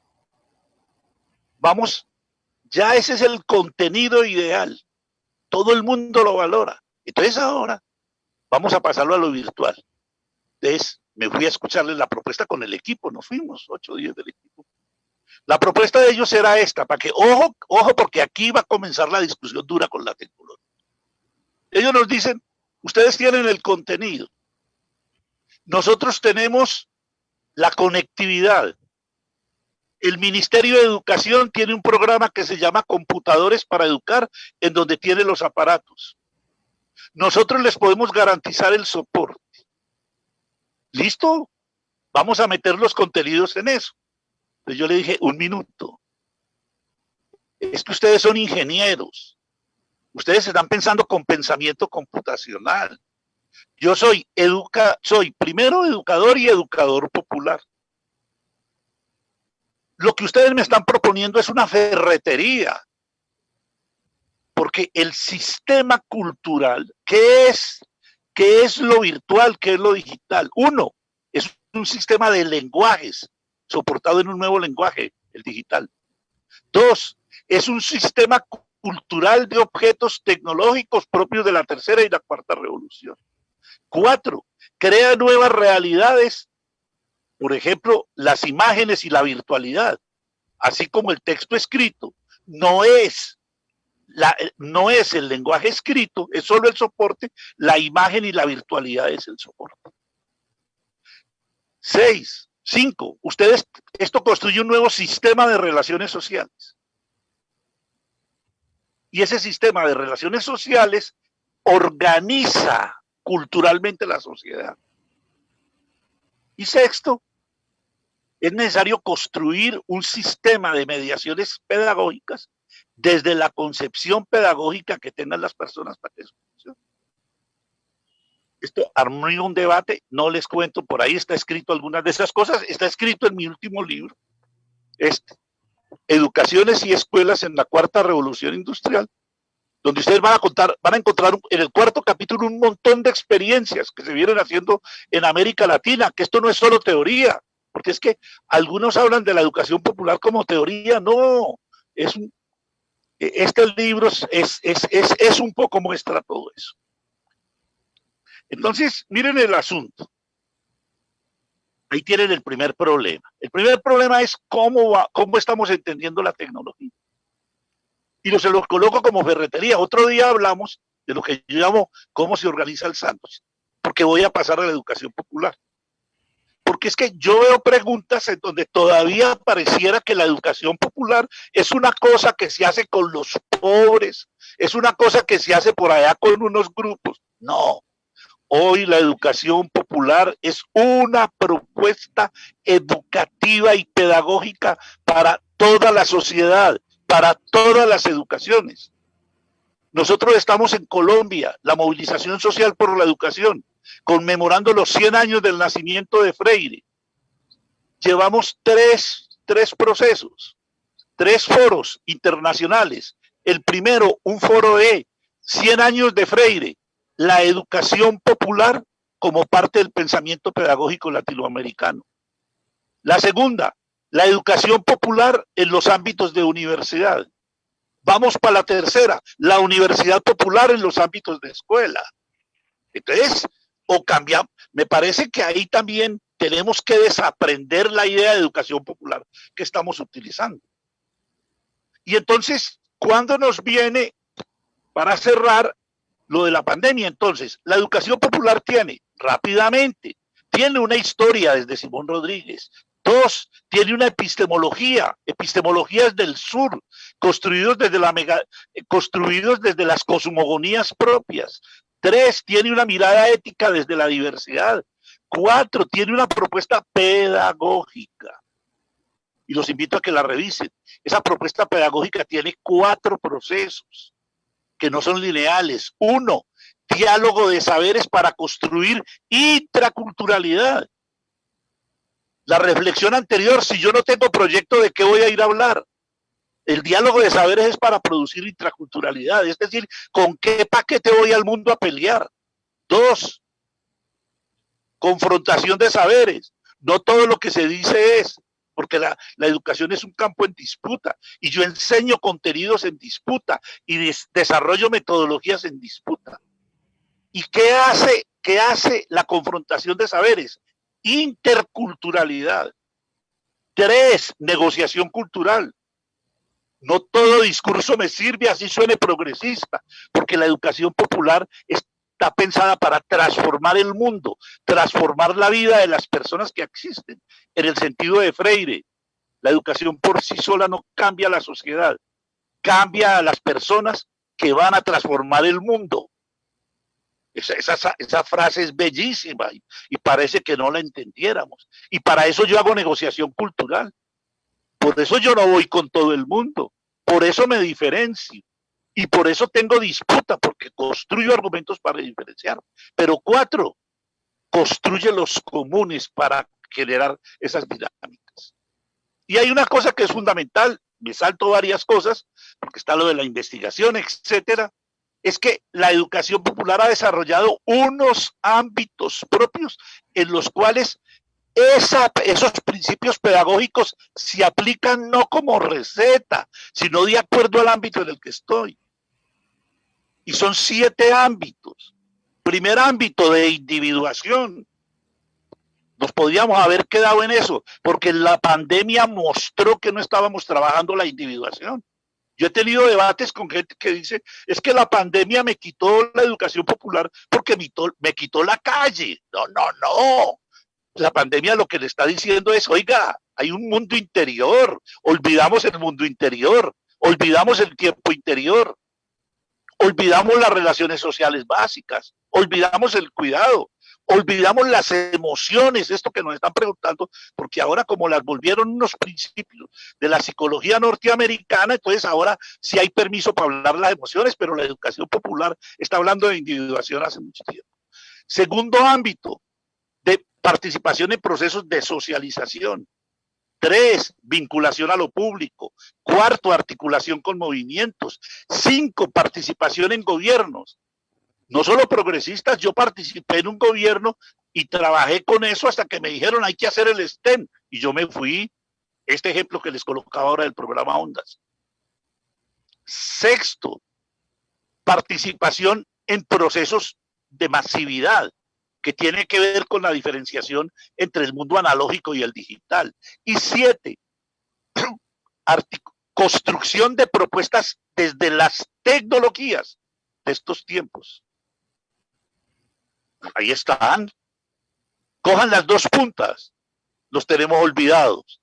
Estamos construyendo ámbitos de individuación. En el texto, en este libro, van a encontrar una larga reflexión, porque es por eso que trabajamos desde las capacidades en educación popular, no desde las competencias. Y ese último punto, el de las tecnologías, claro que tenemos que elaborar las pedagogías y no las estamos inventando. Les coloco solo un ejemplo que tengo de una charla que estaba precisamente conversando para mostrar esa diferencia. Yo decía, hoy en un evento en México decía, es que hay que tener una primera alerta. Es que hay una profunda diferencia entre lo virtual y lo digital. Y por eso el capitalismo nos está poniendo a hacer educación virtual. ¿Y qué es lo virtual? Es la experiencia de lo digital apropiado por un canal, por un entorno, por ejemplo, Internet o sus aplicaciones. ¿Qué es lo digital? Es el aprendizaje de la inteligencia de la tecnología para que la información deje de ser analógica y se construya desde algoritmos, se construya.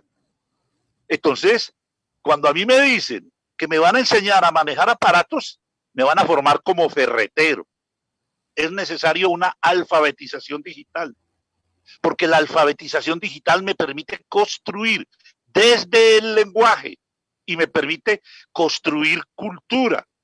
Me permite introducirme en un sistema de mediaciones que es capaz de relacionarse con los otros lenguajes, porque es que son los lenguajes los que se relacionan, son los lenguajes los que construyen mundo. Nuestro sabio mayor de la comunicación en este país, Jesús Martín Barbero, decía, es la maravilla de que ahora 3 lenguajes, el oral, el escrito y el digital, construyen un lenguaje mosaico. Entonces, la invitación es a que construyamos la tecnología como sistema cultural y no como ferretería. Gracias. Gracias, Marco Raúl, por haber hecho este balance mucho ya más estructurado de todo lo que está dando lugar a propiamente la educación virtual. Ricardo, ¿quieres retomar la pregunta o las preguntas o prefieres hacer un balance ya de cierre?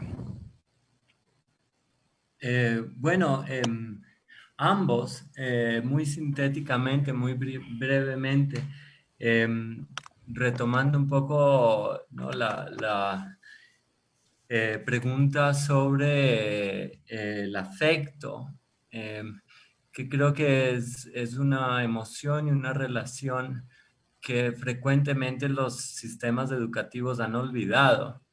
Eso se traduce no solamente por el sistema educativo, sino el sistema social más ampliamente, en todo tipo de violencias. Cuando no hay los afectos, y eso involucra, por supuesto, o sea, un entendimiento de relaciones con respeto, de la cultura del consentimiento, del diálogo, del reconocimiento de la diversidad, de la igualdad de derechos con distintos gustos, opiniones, visiones, perspectivas, y que debemos compartir y construir un espacio común, eh, que reconozca que cada uno es uno entre varios, varios y diversos, de distintas características, no solamente ideológicas, conceptuales, emocionales, étnicas, nacionales, de género, también incluso de especies. Cuando se empieza a abrir ese círculo de que no soy solo yo en el mundo, de que debo respetar a los otros en diversidad, en un espacio común, y construimos ese espacio juntos, es cuando puede florecer el amor y no se dan esas tergiversaciones que vemos en nuestras culturas, súper, incluso, ¿no? Un caso bastante paradigmático es el caso machista, de no, es porque le quiere que le pega. Cuestiones de esa índole, que la educación debe ser pensada y diseñada para justamente generar dinámicas que reconozcan ese respeto y ese afecto y ese cuidado, porque no es solo decir te quiero, es que yo tengo que ser esa persona que quiere, y que quiere al otro con respeto y también se respeta a sí misma. Ese tipo de cosas, de diálogo, de respeto, de afecto, sí que la educación y los educadores podemos tener una gran influencia en crear esa cultura democrática de ciudadanía, eh, que se pueden hacer por diversos ejercicios. O sea, el cómo es fundamental, pero primero o sea, o por lo menos un nudo central es el qué, y el qué es eso, esa cultura del respeto y el afecto, eh, y tiene que ver mucho con después el cómo soy yo en ese espacio y en este contexto de pandemia dentro del cual estamos tan confinados. Las economías y actividades de cuidado sí que son fundamentales, y sí que los profesores podemos ser creativos en fomentar ese tipo de diálogos, de que los estudiantes reflexionen entre pares en sí mismo, con el grupo, con su familia, con el vecino, con la vecina, con alguien más por internet, como, o sea, eventos que justamente a veces cuestionan esas relaciones y que puedan promover esta otra cultura de paz. Creo que la educación ahí tiene mucho que ver, y comparto mucho de la idea de una educación popular para todos, no es solo para un grupo. Si bien no es, o sea, frecuentemente se ha pensado, ¿no?, que debe haber una opción preferencial los pobres, y creo que eso es fundamental desde una perspectiva emancipadora. La cultura de paz y lo que está detrás de eso y las acciones concretas para llevar eso a la vida y a la educación, creo que son fundamentales, y sí que la educación puede hacer mucho. Muchas gracias, Ricardo. Sí, aquí hay algo que se ha ido, y tú lo estás posicionando muy bien, que es el tema el tema de educar los afectos. No olvidemos que también la pandemia ha visibilizado las violencias en la familia. Y también es un tema de educación, de educar el afecto, y cómo también le ha tocado gestionar, como lo decía María del Carmen, a nuestros docentes, todo este mundo que se abre en el hogar, porque la escuela ha entrado al hogar y todos nosotros hemos entrado en el mundo del hogar. María Noel, creo que hay una pregunta muy interesante para María del Carmen, y se la podríamos pasar para hacer el cierre con ella.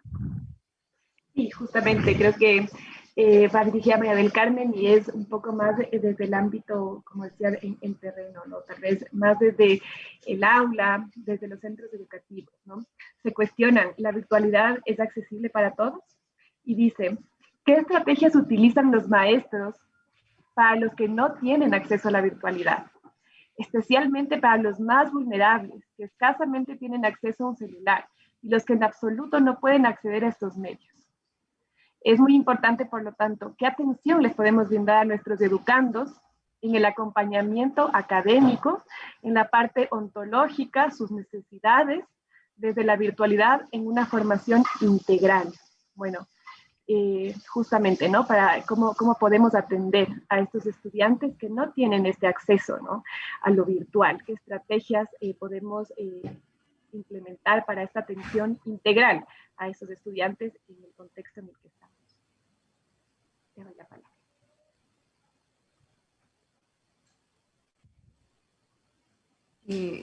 Lo que voy a decir es que cuando no hubo la conexión, ¿verdad? Que fue muy difícil, y la presión no conecta, sino también una presión desde el ministerio. Sabes que es una obligatoriedad en el ministerio que sigamos a los estudiantes y los hagamos así, y dar informes y qué es lo que está pasando, pero esto es estadístico. Pero la cuestión en sí de angustia al no conectarse, yo no lo sentí con los estudiantes en el sentido de su pérdida académica.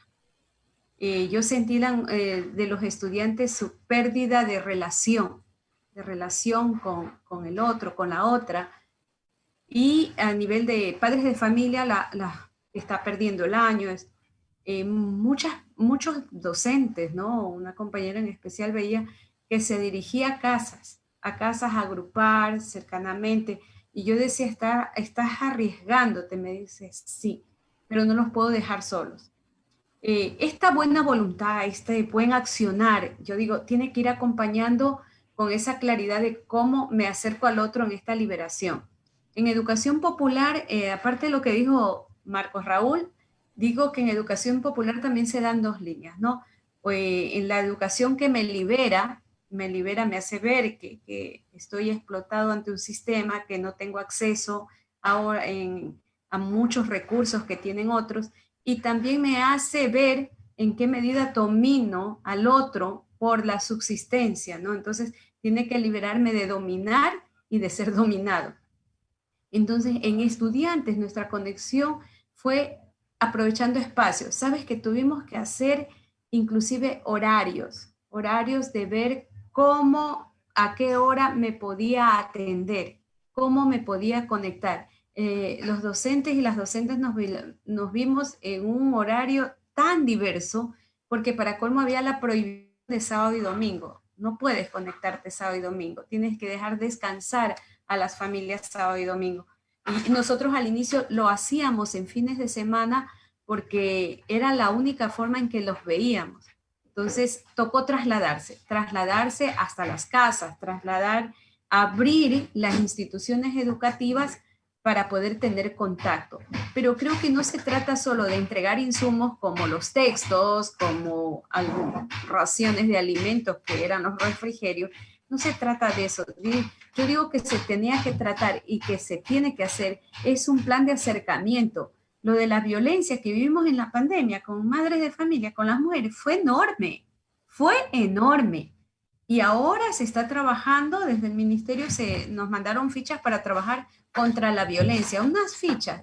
Nadie quería contestar, las madres no quieren aún ver eso, porque no puede ser un contacto brusco ante esta realidad. Tiene que haber un proceso de acercamiento, de sensibilización, de ponerme en su lugar, de ponernos mutuamente. Yo les dije que una de las cosas que a mí me parecían de haber aprovechado este recurso como recurso, no como consumidores de la tecnología, pero como recurso, es poder compartir y hablar sobre este dolor en forma esporádica. Muchas madres de familia se ponían en contacto con un celular, así, escondiéndose de las empresas, de las casas comerciales que los perseguían por deudas. O sea, escondiéndose en una zona, en otra zona, porque el sistema económico, no perdonó, no vio la realidad de cómo estaba, que no había trabajo, simplemente empezó a cobrar deuda. Los estudiantes, ¿qué hicieron? Recibir todo ese clima de dolor, padres estresados, adoloridos. Tuvimos, en el ministerio se empezó a dar una hora de contención emocional, ¿verdad? Que era como pincelado, dando respuesta, me imagino, a algún programa, pero no eran soluciones. Entonces yo creo que lo que ha bajado, al menos en Guayaquil y en algunos lugares latinoamericanos, en Cuba también ya hay un acercamiento, nos decía la compañera de Cuba, yo creo que estos mínimos acercamientos tienen que es progresivo, con medidas y todo, debe ser aprovechado para volver a esa integración, porque no se trata solo de lo académico, porque por último la tecnología te puede dar conceptos académicos, es qué hago en eso, qué hago con esto.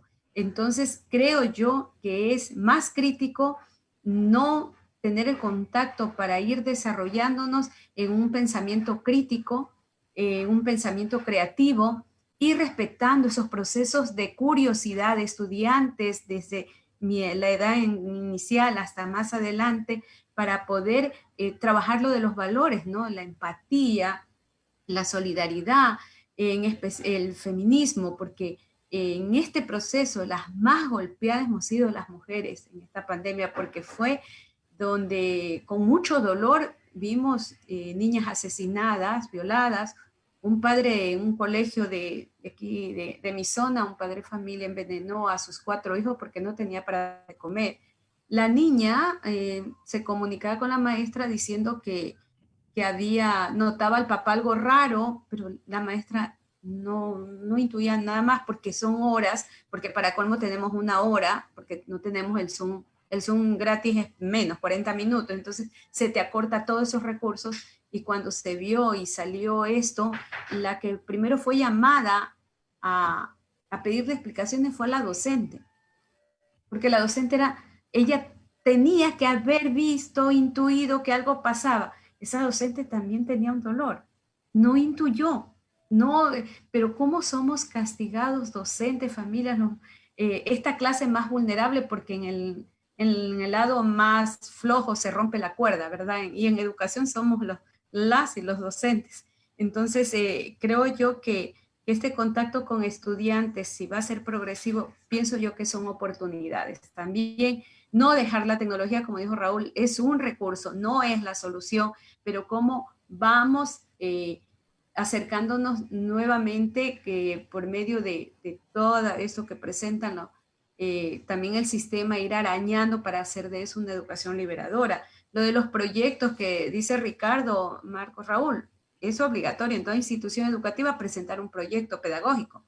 Y nosotras como institución lo tenemos, pero nunca no se realizó por la pandemia, porque el proyecto pedagógico no contó con esto que iba a pasar. Entonces, estamos como siempre dando respuesta a lo imprevisto. No somos personas planificando. Y ahora en la educación popular, este contacto que vamos teniendo, que tiene que abrirnos los ojos a esos imprevistos que no se sabe cómo va a ser, pero que garantice el desarrollo de del nuevo hombre, de la nueva mujer, las nuevas masculinidades en los hombres, para poder tener una sociedad realmente fraterna.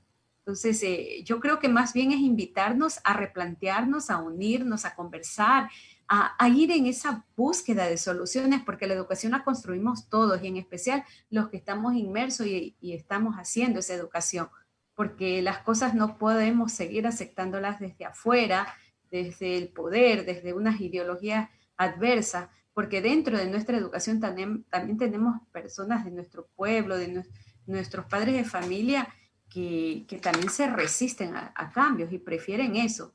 Les cuento que la deserción está bastante grande. Ya no se conectan mucho, se conectan a diversos horarios, pero no se conectan mucho. Siguen en el sistema educativo, pero ya no hay casi conexión, no tienen tiempo. Compréndame, no tengo tiempo. El fin de semana quizás nos veamos. Bueno, chao, disculpe, de verdad, me apena, dicen. Y tú te quedas, ya, están trabajando. Entonces, ¿hacia dónde? Esta crisis tiene que darnos la oportunidad hacia la transformación. Toda crisis, si la manejamos, puede resultarnos buena, pero yo invitaría a que aprovechemos la crisis para esa búsqueda de hacer otra educación de esta, a una reeducación, a un replanteamiento de hombres, mujeres, niños, niñas, jóvenes, donde planteemos estas constantes que están ahí, a la mira. Tenemos crisis climática, tenemos asesinatos de las mujeres, el femicidio, tenemos la falta de respeto a los derechos. Entonces, si tenemos el derecho a la educación, a una educación que nos libera, una educación que nos haga digno, la dignidad nos la están perdiendo, nos están matando, y digo que no es posible, o sea, no es posible ni para el Centro Fe y Alegría, ni para los maestros de educación pública y privada, porque hasta el educador privado tiene que liberarse, y ese rico tiene que liberarse también para dejar de ser parte de esa explotación. O sea, ¿cómo construimos esa sociedad fraterna? Entonces, yo creo que son estos espacios, y creo yo que esto a mí me deja más motivación para seguir el trabajo con las madres. Continuamos con equipos docentes a nivel internacional, que estamos en 11 países, y somos docentes en búsqueda, docentes que construimos, docentes que caminamos, docentes que lloramos y nos decepcionamos, y que creo que esto nos levanta también para recargar las energías y seguir creyendo esa utopía posible. Entonces, con eso sí, es como un balance que hago de lo que nos hemos encontrado, y que nos sigamos viendo, ¿no?, en muchos espacios para poder construir. Bien, muchas gracias, María del Carmen. Gracias por volvernos a ver. Yo quisiera recordarles que nosotros en Fe y Alegría estamos preparando nuestro Congreso Internacional para el próximo año, y es un congreso que va a estar dedicado justamente a los docentes, y eso ya empezamos nosotros a hacer unos precongresos. Hemos tenido un foro y tendremos otro foro en abril, pero sí creo que va a ser todo el año 2021 de acercamiento entre docentes nuestros, pero también docentes de otros equipos como lo que estás planteando. Por eso nos ha gustado mucho tu presencia en este evento, porque creo que es un momento también de compartir esa realidad que ustedes están viviendo con la realidad que están viviendo nuestros docentes. Te agradecemos mucho la participación. También, Ricardo, de acompañarnos, haber hecho este análisis tan profundo que has hecho de todos los ámbitos en que se viene desenvolviendo en este momento el problema. Marco Raúl, como siempre, dándonos pistas, esas pistas de continuar dialogando, confrontando y también construyendo. Yo creo que esa es la idea en esa larga experiencia que has tenido y que tienes con Fe y Alegría, dando Fe y Alegría a Colombia con las demás Fe y Alegrías. Nos gustaría que siempre siguieran presentes con nosotros en este caminar que hemos iniciado con la preparación del Congreso Internacional de Fe y Alegría del año que viene, que será en Colombia. Va a ser dedicado justamente a las docentes y a los docentes nuestros de acá. Y y que tiene unas temáticas muy, muy concretas y justamente para el año que viene vamos a trabajar eso, la situación docente fuertemente y cómo crear redes internas entre docentes. Por eso este espacio lo quiero ver ligado justamente a este deseo desde Fe Alegría de una mayor atención a nuestras realidades de nuestros docentes. Bien, no nos queda más que despedirnos, creo que nos hemos pasado, teníamos 1 hora y media, ya vamos por, por 2 horas, pero creo que ha sido un espacio de mucho enriquecimiento y así espero que sea para las personas que nos están oyendo. Noel, gracias por este seguimiento también de todo, Jota, desde allí, desde la Federación Internacional y Flavio, de haber logrado, ya después escucharemos las críticas que nos harán, pero bueno, por ahora vamos entonces a hacer un cierre. Muchas gracias y estamos entonces en contacto próximamente. Muchas gracias. Gracias por acompañarnos. Chao, lindo día para todos.